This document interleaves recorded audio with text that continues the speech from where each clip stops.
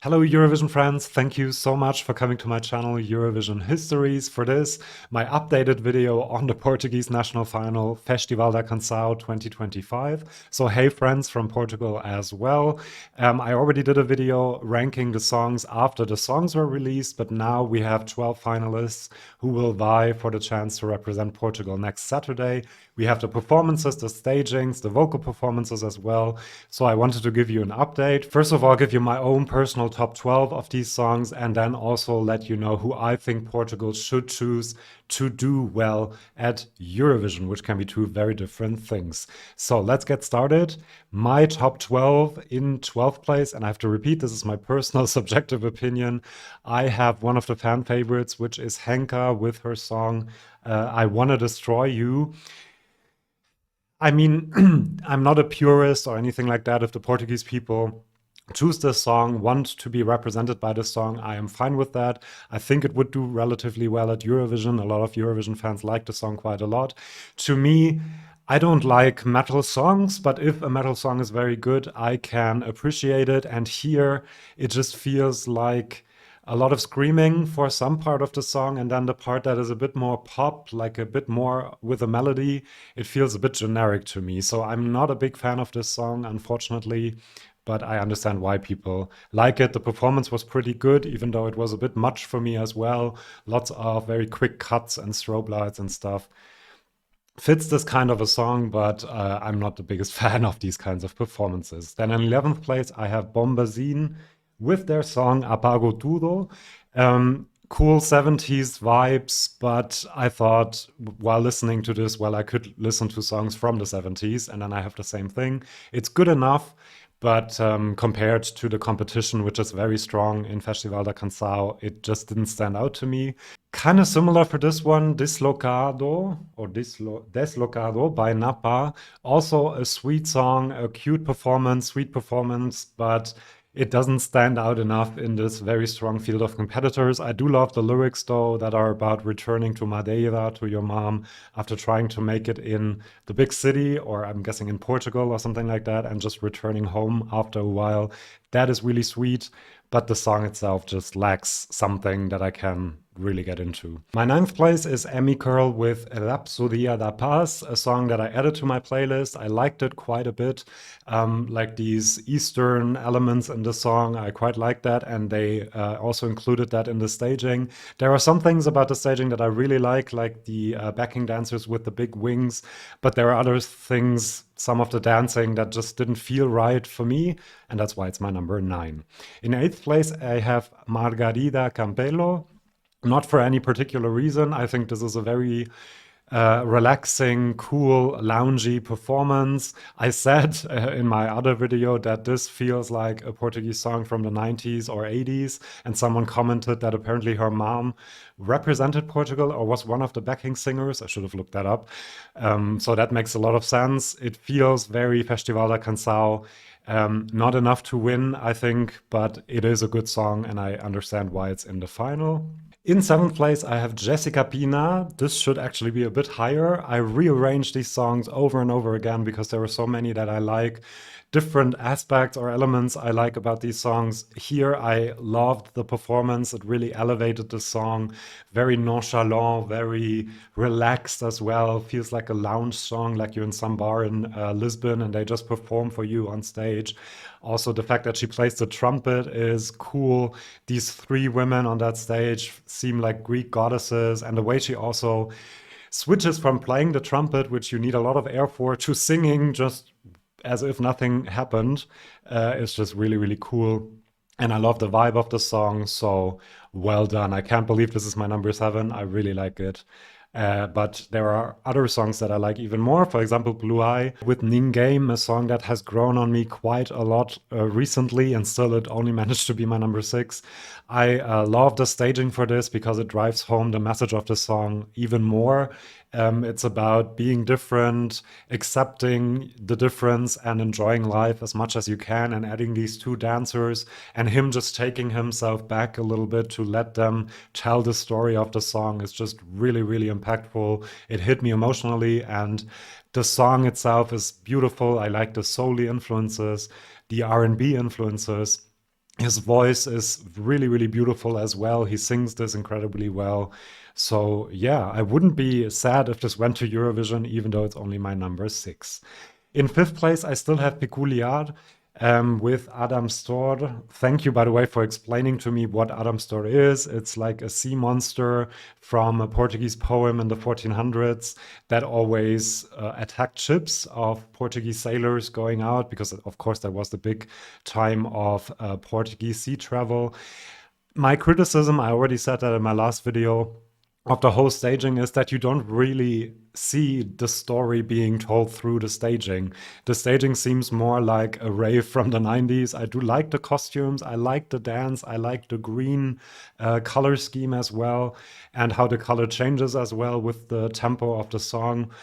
But if you have a cool story like that in your lyrics, it should be reflected a bit more in the staging. The song is still one of my favorites, as you can see, but the staging just made this sink a bit in my estimation, unfortunately. Number 4, I know I'm quite alone with this, but I just love his voice, his vocal tone, the song as well. It just makes me feel like I'm at home. It feels cozy. Um, yeah, just beautiful. And I know it sounds a bit like a Disney song, but I like Disney songs. And so this is my number 4 for that reason. I like the staging that is quite simple as well. A lot of focus on him selling this song to us, but also you have the lights kind of building a casa, a house, because the song is called A Minha Casa. And yeah, it just gives me this very cozy, warm feeling when he sings the song, and that's just lovely. My number 3, I was blown away by this performance, Medo by Fernando David. Um, what can I say? It's incredible vocally. It is much better than in the studio version, I think, in this live version. He does everything you want from a musician. He sings well, he plays the guitar, he emotes incredibly well. The way the staging is done tells the story of the song, in this case, yes, because he thinks that he's scared of going into a relationship, I'm guessing, but he would rather be scared than be without the person he wants to be with. And the way he starts alone on his desk in his room, it felt a bit Rosalind, to be honest, but then he moves out, he plays with the band later on, so he has overcome his fear, or accepted his fear, and decided to live his life regardless. And so I love that. I'm not sure about the outfit, but the way he sings this incredible vocal performance, I think he won The Voice Portugal, right? Which I would completely understand after hearing this. And the way also he shows emotion is just incredible. And that's why it has gone up quite a bit to my number 3. My number 2 is Diana Villarino, and this is another one that really rose in my ranking with this incredible performance. She is incredible, amazing vocal performance, first of all, but also she has this persona on stage. She is like a diva, I think. It feels like, or a queen or something. She really sells this song and just adds so much attitude to the song.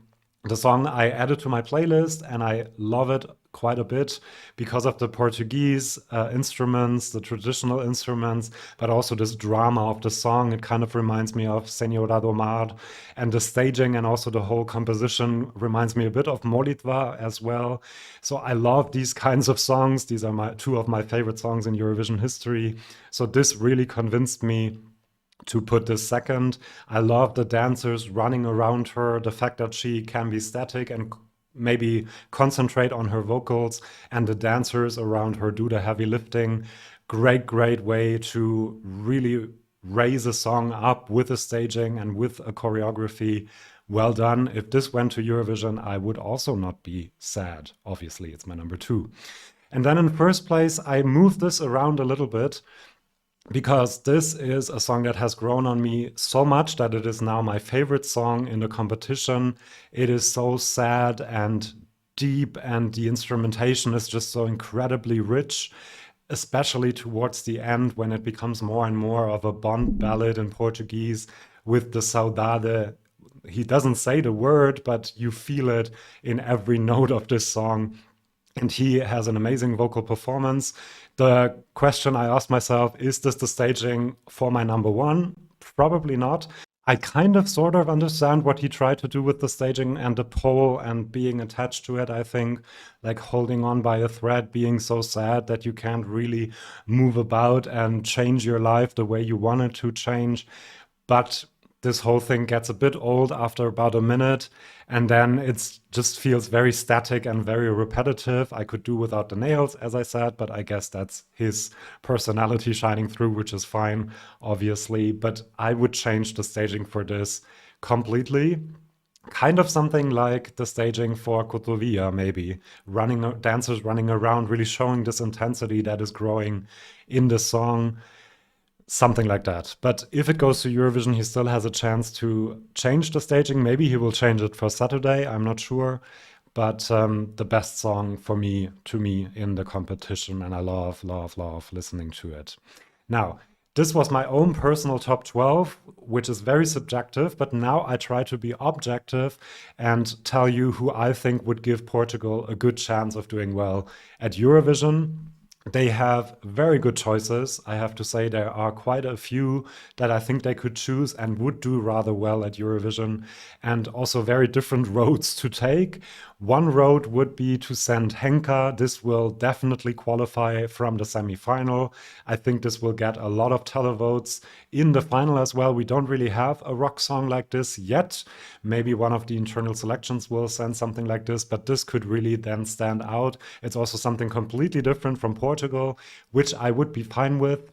It's not my kind of thing, but obviously you should show different sides of the Portuguese music industry as well. I don't think that the juries will love this all that much. I don't think the composition is very interesting, and I also think that the lyrics are a teeny tiny bit problematic. So if it were up to me, I wouldn't send this, but if they do send it, I think they could do rather well, at least qualify and then be like in the top 15 or something like that. This one I thought about. There are a few risks here. This might not be able to qualify because it is so traditional, but I think that the drama and the performance can really convince a lot of people. It's also a vibe that we don't really have at Eurovision yet, and I think this is more my personal opinion again, sorry. I would really love a song like this at Eurovision. Now, Josh, I think if he changes the staging, could be one of the jury winners, might be the jury winner with this song. I think it is good enough as well to qualify from the semifinals, will get a lot of televotes because we don't have a lot of these very emotional ballads yet, and this is what Portugal does best. And I think that's also what a lot of people expect from Portugal in a way. And his vocal performance and the composition of the song, which is so rich and interesting, could convince quite a few jury members as well, I think. So if they send him, Portugal could be in the mix to win the jury vote, I think. And this one, Fernando David, could be a great mix and a good compromise between juries and televoters. I think this song is good enough to convince enough televoters to qualify to the final and do quite well in the televote in the final. Why? Because the structure of the song is quite pop, so a lot of people will be able to recognize things that they know from the music they usually listen to, so it's not too out there or too different, but it still has this different vibe because it is in Portuguese, because he sells it so much. He can emote so well, and it really touches you when you see him performing this song. And then for the juries, I think this is also a song, also because of the pop structure a bit, they quite like that. They don't usually go for songs in national languages, but I feel like they have an exception for Italian, French, and maybe also Portuguese. His vocal performance is so good, and the juries will love that. And also the fact that he plays different instruments during the performance, the band part at the end, and the way he plays the guitar as well, could convince a lot of music professionals to vote for this song. So if it were up to me, I think the best choices Portugal has would be number one, Josh, number two, maybe Fernando David, and number three, probably Henka, even though I would personally be a bit heartbroken and my love story with Portugal might then end. But maybe some of the Portuguese could let me know in the comments how the jury vote works in the final of Festival da Canção. Does the fact that Henka and Peculiare as well only qualified to the final by the televote mean that the juries will bury them and they don't really have a chance to win anymore? Or is the televote might the televote be big enough to like overcome the juries? That would be quite interesting to know. Do let me know in the comments. Let me know as well who your favorites are and who you think should win Festival da Canção. Thank you so much for watching, and I'll see you for my next video if you do subscribe. See you then, and bye-bye.